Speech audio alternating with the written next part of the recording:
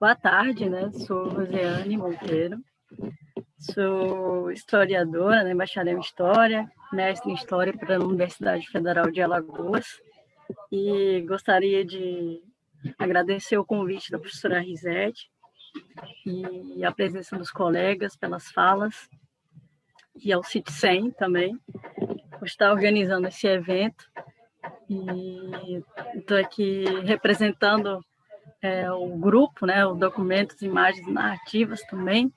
Abraço aos meus colegas, né, que acho que tudo isso é uma soma, né, das nossas conversas também. Essa comunicação, ela veio, dou algumas ideias do meu projeto, da minha dissertação de mestrado, e esse desenvolvimento, essas reflexões surgiram para a gente perceber, né, todas esse envolvimento do cinema, da história e do meio ambiente, né? Então, eu sou da geração que escutou nas aulas de ciência sobre reciclagem, sustentabilidade, que visitou o mangue urbano e que foi à praia retirar entulhos e que, ao mesmo tempo, tinha a televisão e a companhia das manhãs do Super Nintendo, né? Então, ou seja, eu tenho essa dualidade entre os cartuchos de Super Nintendo e compreender o papel do meio ambiente. Então, e aí, quando eu vou para a faculdade de História e percebo que a nossa historiografia, a escrita da história, já não é mais a mesma que eu aprendi quando eu estava no ensino fundamental, né? E nessa perspectiva, eu se deparei com alguns estudos interdisciplinares, né? E aí, entre esse diálogo entre a história, o meio ambiente e a cultura fílmica, que eu também sou realizadora em audiovisual, participo do Cineclube, Mirante Cineclube, então eu tenho essa relação interdisciplinar também. E dessa forma, eu comecei tendo umas leituras, eu acho que tem uns autores que me ajudam nessa jornada, né, nessa viagem nossa, que é o Darren Wolsten, Edward Thompson, Dirceu Lindoso e o Bill Nichols. Então, a gente tem uma variedade de autores que me ajudaram a refletir sobre essa comunicação. Então, eu ressalto a visão do historiador, do Darren Wolsten, que direciona a pesquisa em história ambiental em mais ou menos uns 3 níveis de análise. Então, eu pensei nesses 3 níveis e como pensar os filmes como fontes históricas, pensando nesse direcionamento do Darren Wolsten. Então, ele diz que do primeiro nível de análise, o tratamento e o entendimento da natureza e como ela se organizou e funcionou no passado. O segundo nível, que a história ambiental ela introduz o domínio socioeconômico na medida que se interage com o ambiente.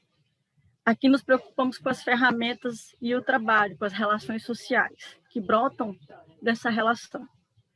E, por fim, formamos um terceiro nível de análise para o historiador, que é aquele que vem de uma interação mais intangível, exclusivamente humana, puramente mental ou intelectual, no qual percepções, onde a gente pode ver percepções, valores, ética, mitos e estrutura de significação, que parte do diálogo do indivíduo ou de uma comunidade com a natureza.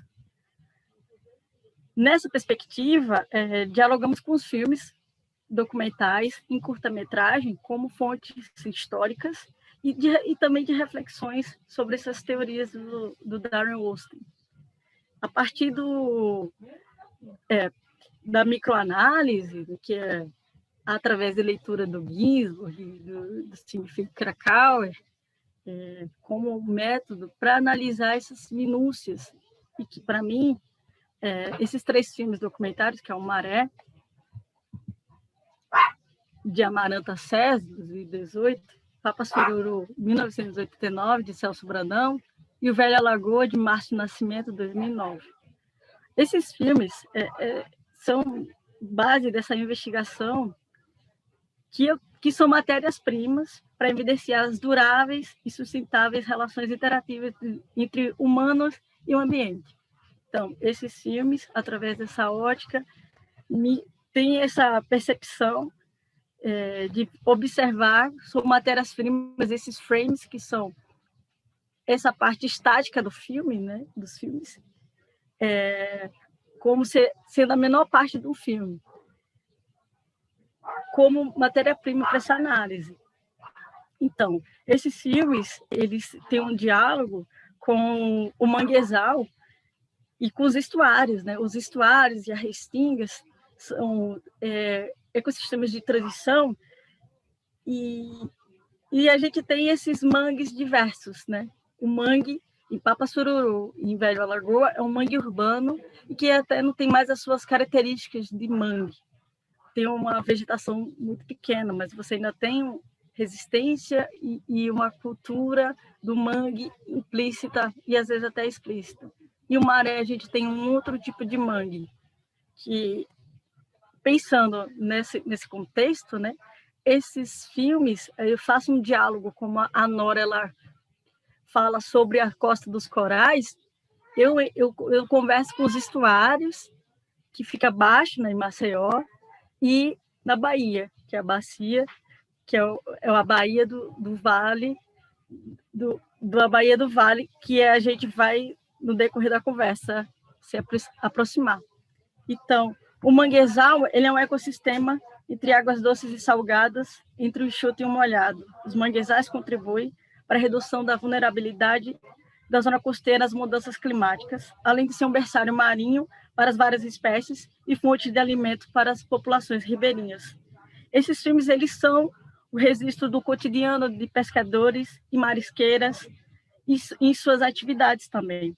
Maré entrega fragmentos da relação entre o passado e o presente de 3 gerações de mulheres que vivem próximas ao Vale do Iguape, região do Recôncavo Baiano, e se fixam na região dos mangues do Santiago de Iguape. O filme tem um diálogo com um modo performático, aí o Bill Nicholson me ajudando a pensar esse documentário, como uma ideia dele combinar a liberdade entre o real e o imaginário, utilizando licenças poéticas e estruturas de contar histórias nada convencionais, e formas de interpretação com tendências mais subjetivas. E além de ter uma visão de produzir esse filme através das mulheres como protagonistas. Então, esse filme, ele é dirigido pela Amaranta César, uma professora da Universidade do Recôncavo Baiano. Ela fez esse filme após ministrar um curso de extensão universitária em Santiago, na Universidade do Recôncavo, mas essa atividade de extensão era em Santiago de Iguape, com pessoas remanescentes de quilombos. Então, aqui é o Vale do Iguape, a gente tem essa região aqui de Cachoeira, que é a universidade, e aqui é o Vale do Iguape, e aqui é as comunidades do Santiago. Então, essa região é uma região do manguezal, que é aquele ecossistema, né, de águas doces e salgadas, e do enxuto e do molhado. Trazendo os caminhos do Darren Worth, Maré dialoga com a perspectiva do primeiro nível, pois as paisagens do mangue, exibidas na película de Amaranta César, mostram o tempo da natureza, o respeito da comunidade com o meio ambiente, a espera da maré, do crescimento da árvore do mangue. Dessa forma, o curta nos mostra os indícios dessa relação ancestral do tempo, do entendimento, de uma relação harmônica entre os moradores dessas comunidades com o manguezal e com o Vale do Iguape. De modo semelhante, o documentário também faz conexões com o terceiro nível, quando a ancestralidade, os valores sobre esse espaço, a religiosidade está presente. E aí aqui a gente tem os frames, né, que essa parte aqui, você tem essa mulher que ela representa essa anciã, essa ancestralidade, essa relação com o próprio mangue. E a gente tem essa relação das gerações, né? O filme, ele não é um filme com entrevistas, ele tem muitos sons, ele tem a conversação das meninas, a conversação da mãe das meninas, e com essa anciã que parece uma entidade que está presente. que mostra essa relação dúbia do tempo, do crescimento dessas meninas, que muitas delas não querem mais ficar. E aí você tem umas cenas muito poéticas também. E assim, o filme, resumidamente, ele vai contar essa história que uma dessas meninas, elas vão se perdendo no mangue. O filme, as pessoas, a Amaranta, ela ouviu muitas das histórias dessas mulheres, e essas histórias foram contadas de formas imagéticas, né? E aqui a gente tem o sentido da religiosidade presente o tempo todo, essa anciã, essa entidade, a gente tem essas pessoas nessa procissão, a procura dessas meninas, os cantos. O filme, ele faz esse diálogo muito bem. Então, ele é uma fonte da gente perceber como é rico essa cultura, que o mangue, além de ser um fenômeno natural, ele é um fenômeno cultural. A gente tem essas ferramentas, o modo de viver, e esse sentido de topofilia mesmo, de amor a esse lugar e respeito a esse lugar. E aqui, de modo semelhante, notamos nessa sequência, né, essa sequência dessa neblina, que você também tem um mistério das coisas. Podemos observar esse cortejo dessas mulheres, né, que está aqui nessa anterior. Observamos o mistério, a força, e também há uma opacidade que está nessa cultura, nesse lugar desse vale, que tem muitas histórias e que a câmera está lá observando.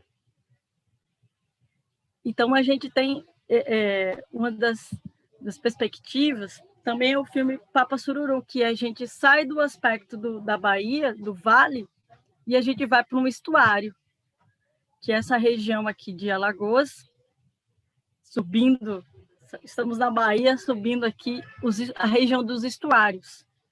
E esse estuário aqui é um dos maiores da América Latina, segundo alguns estudiosos. Ele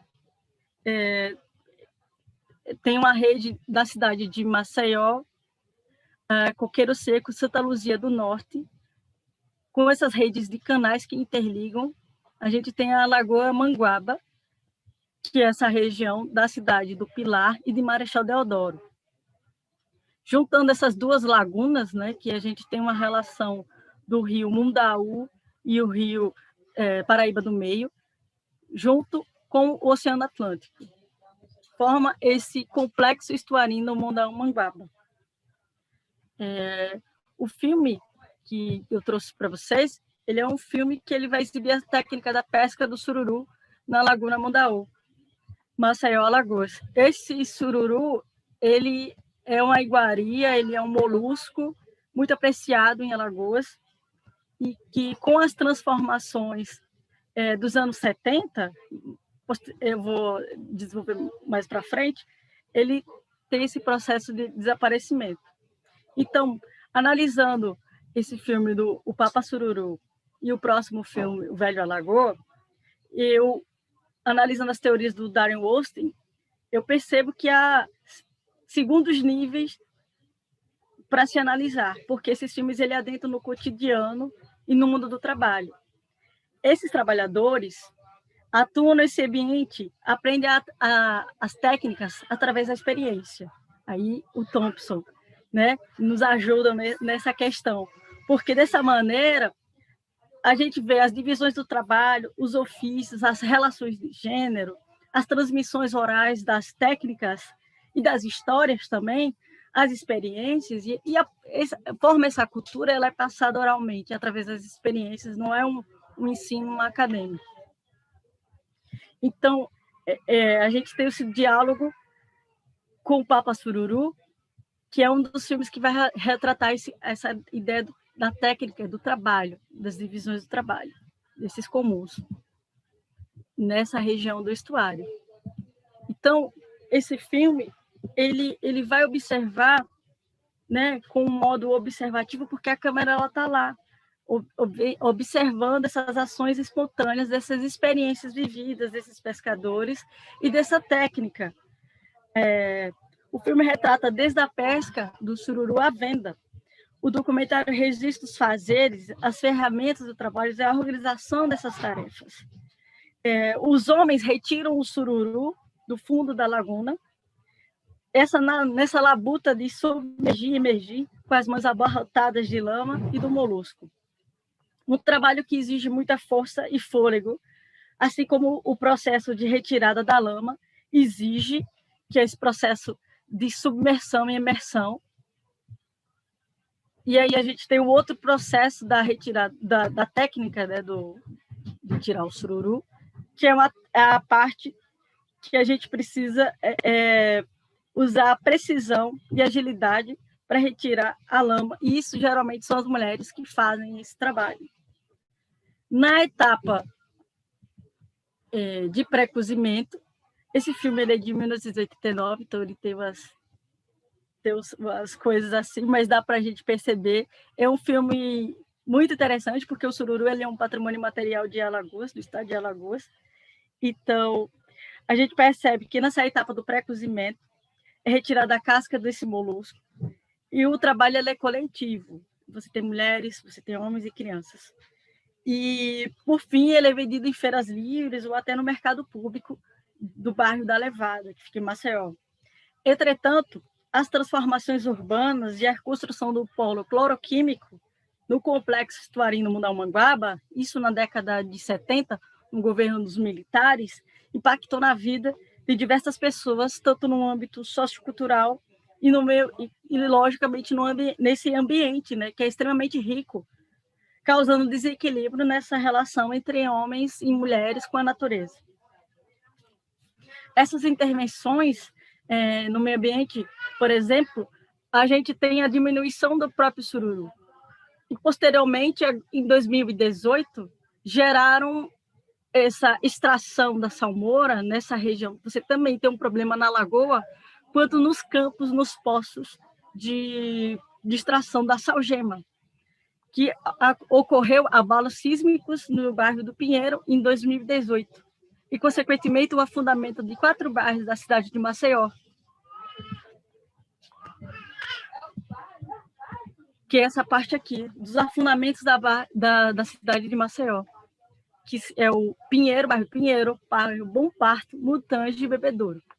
Com a extração da salmoura, a gente pode pensar, a gente tem uma indústria cloroquímica nos anos 70, que veio com esse intuito de desenvolver o Estado economicamente, e ele causou danos tanto à lagoa, porque diminuiu os hectares, logicamente diminuiu a quantidade de sururu e as pessoas que sofreram com isso tudo. E, atualmente, desde 2018, a gente sofre com o afundamento de bairros em Maceió.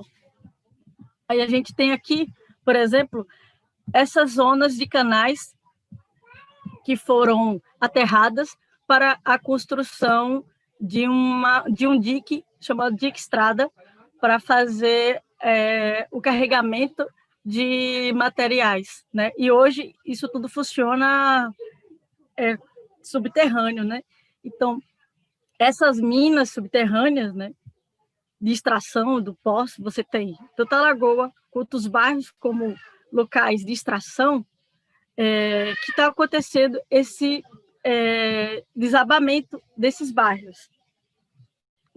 Então, pensando nisso, eu reflito sobre o próprio trabalho, o próprio filme sobre o Velho e a Lagoa, que é um documentário que vai dar essa visão de que um homem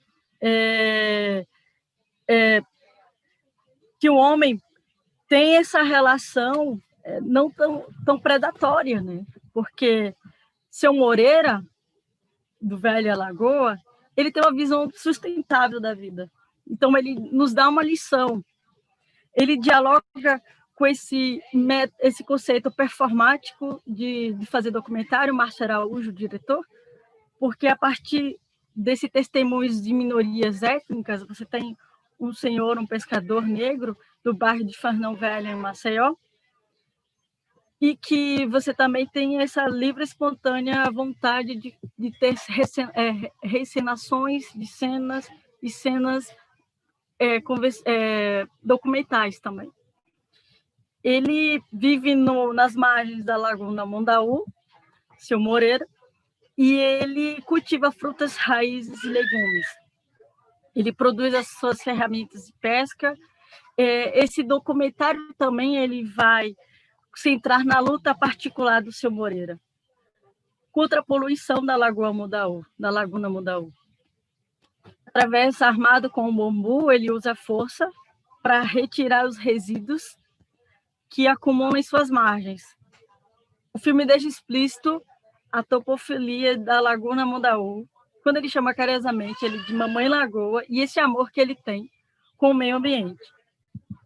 Aqui temos um dos cultivos, ele pesca, retira o siri, ele tem plantação de tomates, tem coqueiros, e ao mesmo tempo esse homem ele retira os dejetos, lixos, resíduos e plantas que ficam paradas.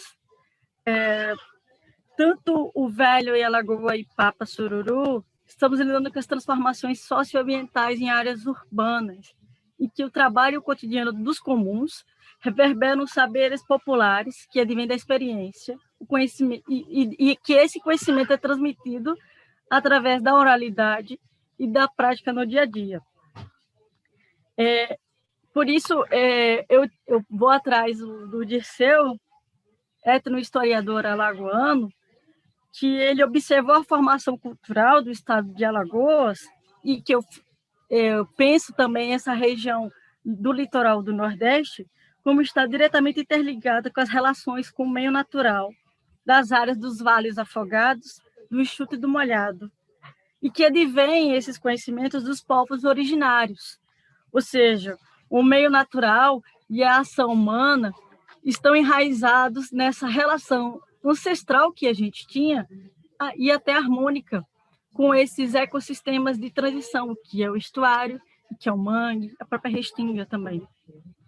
Então, essas vozes e imagens desses comuns foram analisados no filme Maré, o Velho Lagoa e Papa Sururu, nos trazem outras formas de lidar com o manguezal e esses ecossistemas da região do enxuto e do molhado, pois trazem à tona o respeito, a topofilia e a criatividade dos moradores, que têm apenas as suas experiências como elo ancestral que resiste às ações da longa duração e às alterações socioeconômicas.